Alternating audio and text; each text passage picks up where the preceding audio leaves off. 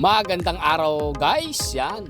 Andito tayo ngayon sa Malabon Shortcut. Ito yung galing sa may Dream Homes, dyan sa may Robinson. At ito yung papasok sa Malabon Shortcut. Ito yung kalsada noon na maliit lang. Tingnan natin yung aming binuhusan dito nung nakaraan kung ito ay pinapadaanan na.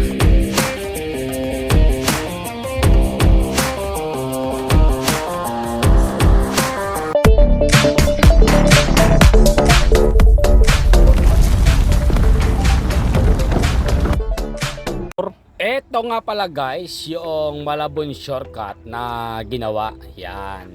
Ito yung dating maliit na daan. Itong lugar na ito. Na dati ay one way lang. Galing ka doon sa kabila. Papunta dito sa atin. Dati ay napakaliit niyan ng kalsada. Halos kasyang-kasya lang talaga yung isang van o yung isang four wheels. Kaya hindi po pwede yung salubungan dito. Ito nga pala ay nabuhusan na namin yung nakaraan. At ready na ito sa mga susunod na araw para madaanan. Yan.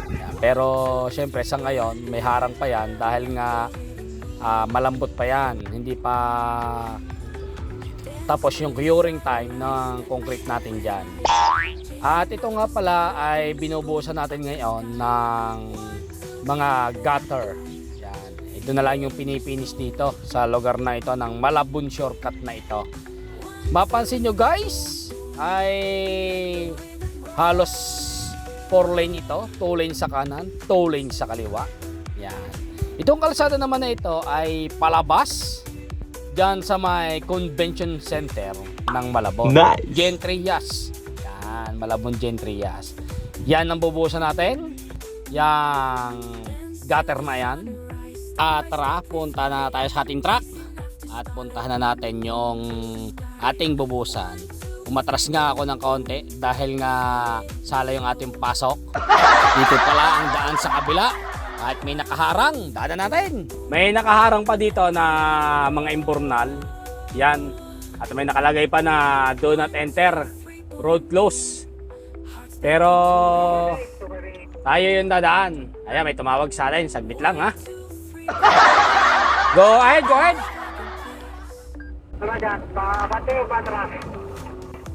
Diyan ka muna. Diyan ka muna sa labas. Baka dito ka mapunta sa kabila.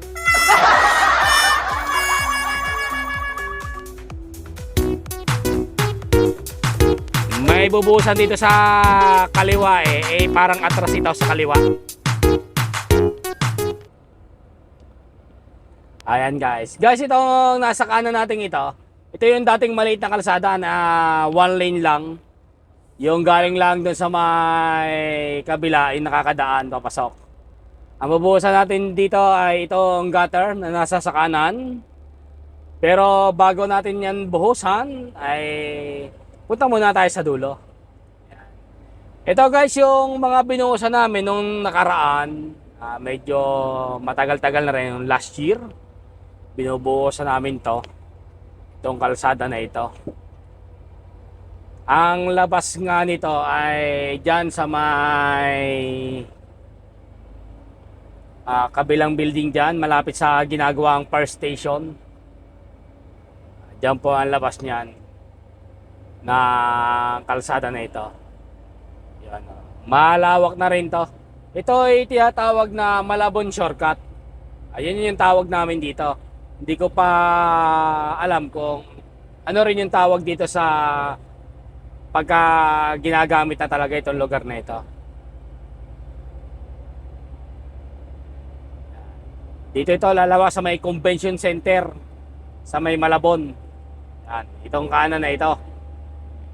Kasama yung nasa kaliwa. Pero hanggang dito pa lang siya yung nagagawa. Yan yung convention center. Convention Cultural Center. Yan sa dulo, yung kulay puting building. At hanggang dito pa lang yung nabubuhusan natin. Sa susunod, yan lalabas na yan dyan sa lugar na yan, sa gilid. At ikot muna tayo sa lugar na ito para tayo ay makabalik. Yan. At yung paikot na ito, dyan dadaan kasi itong kalsada na ito. Yan, ikot muna tayo. Ganda pa yung palayan dito.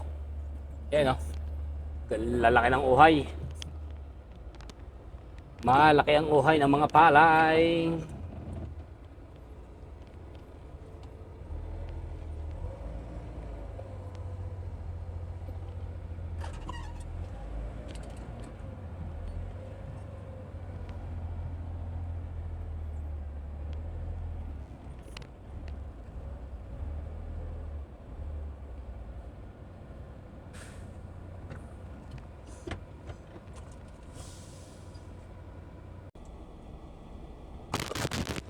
At ito siya guys, pagka palabas.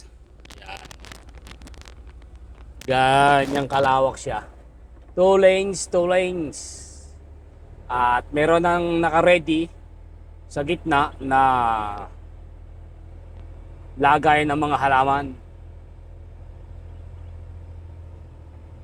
O, yung kanyang pinaka island. Center island. Yon.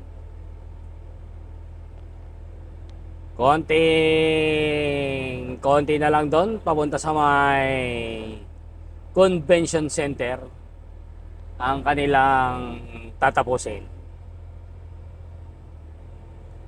Pero yung nasa may kabila na dating maliit na daan ay tapos na. Mag-aantay na yan ng ilang araw o mga isang buwan siguro bago padaanan. Makakadaan na po kayo dyan. Shortcut.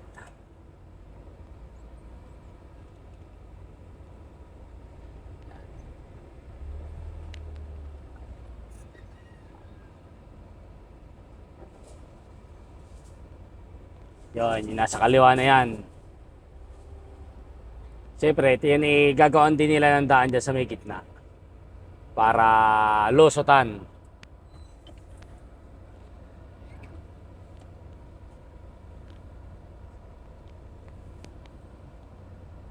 At ito na nga guys, binalikan ko na itong lugar na ito kung po pwede ng daanan. At matagal-tagal na rin naman itong nabuhusan. Tingnan natin kung po pwede na itong daanan ngayon. Palabas dyan sa may General Trias Park. Yan. Tingnan natin. Yun. May bukas. Kaso pagdating dito, yan, may kasabay tayo. Sarado pa rin. Ayun no. Hindi pa pala pinadaanan. Sarado pa. Wala palang daan. Kala ko pinapadaanan na re. Wala pa. Sige, salamat.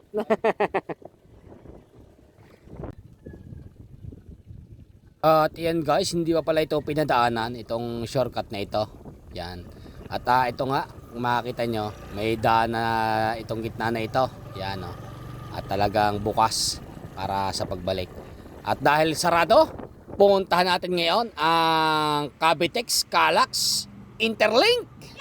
Guys, abangan nyo lang at pupuntahan ko na ngayon ang Cavitex Calax na ito, Interlink. At yan ang susunod kong video.